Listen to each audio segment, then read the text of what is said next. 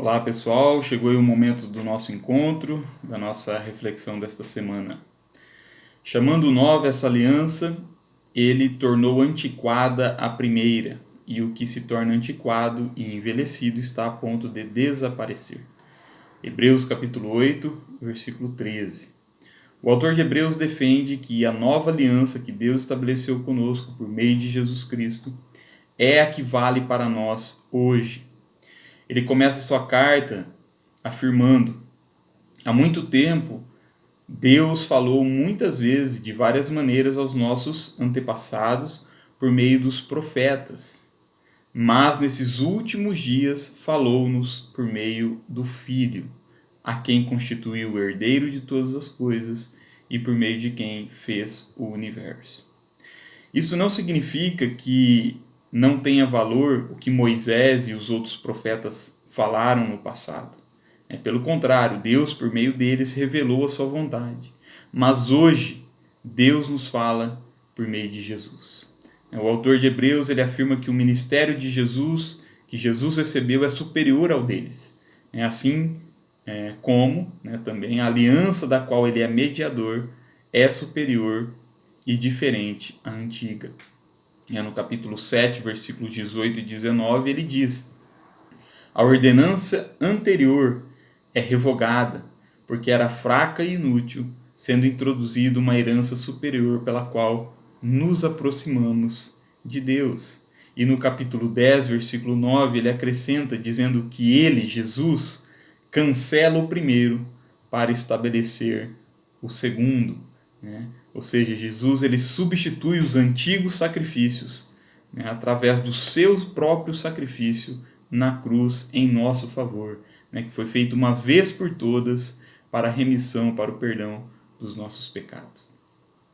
Então veja, na antiga aliança, feita por Moisés, através de Moisés, foram estabelecidos muitos sacrifícios e rituais, leis, regras, prescrições, dias especiais, Mas como afirma Paulo, tudo isso é apenas uma sombra daquilo que virá. A realidade é Cristo, disse Paulo, Colossenses capítulo 2, versículo 17. Então veja, tudo isso, a lei e os profetas, foi cumprido em Cristo, está consumado, declarou Jesus na cruz. A antiga aliança, ela caiu em desuso, ela foi revogada, foi cancelada e uma nova aliança foi estabelecida.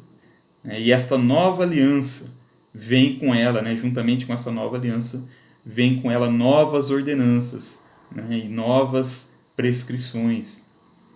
E como cristãos, nós fazemos parte desta nova aliança, nova e superior aliança, cujo mediador é Jesus, que também é superior a Moisés e a todos os outros profetas. Portanto, nós devemos ouvir e seguir o que Jesus nos ensinou. Isto é, obedecer às regras e ordenanças dessa nova aliança que Jesus estabeleceu e da qual nós fazemos parte. Em João capítulo 13, versículo 14, Jesus ele diz, eu lhes dou este novo mandamento. Amem uns aos outros, assim como eu os amei. Amem também uns aos outros. Veja, um novo mandamento. E nesta nova aliança que Jesus estabelece conosco, o que importa mesmo não são os rituais religiosos, mas como afirma Paulo, ele diz, porque em Cristo Jesus nem a circuncisão nem a incircuncisão tem efeito algum, mas sim a fé que atua pelo amor. Gálatas capítulo 5, versículos 6. Segundo Lutero, todas essas festas e ritos externos da antiga aliança, elas foram instituídas para evitar que o povo inventasse formas erradas de adorar a Deus, e também para conservar o povo na palavra de Deus, na unidade, na fé e nos costumes. E nesse sentido, veja que na nova aliança apenas 2 ritos foram estabelecidos por Jesus, a comunhão, a Santa Ceia e o batismo. Em Lucas capítulo 22, versículos 19 a 20, antes da sua morte, né, durante a celebração da Páscoa com os seus discípulos, diz o texto que Jesus ele partiu o pão, né, e deu aos apóstolos, dizendo: isso é o meu corpo, que é entregue em favor de vocês. Façam isso em memória de mim. Depois do jantar, do mesmo modo, deu a eles o cálice de vinho, dizendo: este cálice é a nova aliança feita por Deus com o seu povo, aliança que é garantida pelo meu sangue derramado em favor de vocês. Então veja, ao participarmos da Santa Ceia, da comunhão, nós estamos obedecendo o que Jesus nos ordenou. E não só isso, nós reconhecemos que um alto preço foi pago, para nos salvar. Nós recordamos que Jesus deu a sua vida por nós e que esta é a prova de que Deus nos ama. Nós participamos dos benefícios do sacrifício de Cristo, de Jesus. Recebemos a vida que vem de Jesus. Recordamos que não há mais condenação sobre nós, pois Jesus já foi castigado em nosso favor. E lembramos também das suas promessas, da vida eterna, do reino celestial, pois fazemos isto, nós obedecemos esse rito, fazemos isso em memória de Jesus até aquele dia em que vamos ceiar com ele novamente no céu. Em Mateus capítulo 28, versículos 18 a 20, após a sua morte e ressurreição, Jesus ele diz aos seus discípulos: foi-me dada toda a autoridade nos céus e na terra. Portanto, vão e façam discípulos de todas as nações, batizando-os em nome do Pai, do Filho e do Espírito Santo, ensinando-os a obedecer a tudo o que eu ordenei a vocês, e eu estarei sempre com vocês até o fim dos tempos. Aqui também, no batismo, quando nós nos submetemos ao batismo, nós estamos obedecendo a uma ordenança de Jesus, em que morremos e somos sepultados com Cristo e ressuscitamos com Cristo. O velho morre com Cristo e o novo nasce em Cristo e com Cristo para a vida eterna.